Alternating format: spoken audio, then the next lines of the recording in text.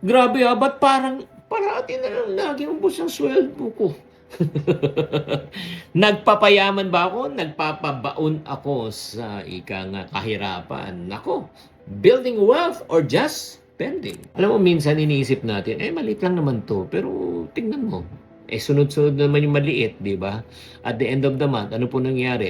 Ending, walang ipon, puro gastos lang. Ito po ang katotohanan, mga kaipunari. Hindi naman masama na gumastos, 'di ba? Basta kung meron kang budget. Pero pag wala kang ipon sa future, nako, ay nako, mahirapan ka. Kaya kung gusto mo mag-build ng wealth, ito yung gawin mo. Number one, track all your expenses. Diba? Sulat mo. Diba? You got to know where your money is going in order for you to know where you're heading.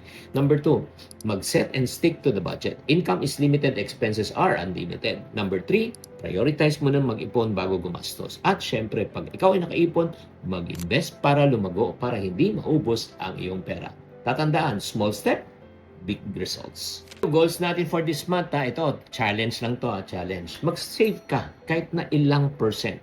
5%, 10%, kung anong kaya mo. Number 2, itrack mo lahat ng expenses mo.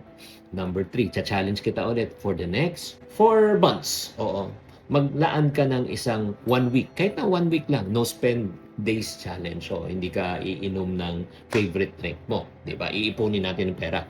And then, yung naipon nating pera, i-invest natin, palaguin po natin. Kaya mga kapatid, start small, ipon box, ipon challenge, kahit pa piso-piso, darating yung panahon, naku, mapupuno rin yan. Friend, kaya mo to, maniwala ka, don't just spend to feel good today. Diba? Ipon now and invest later. Start building wealth one step at a time. So ready ka na ba mag-build ng wealth? Let's go!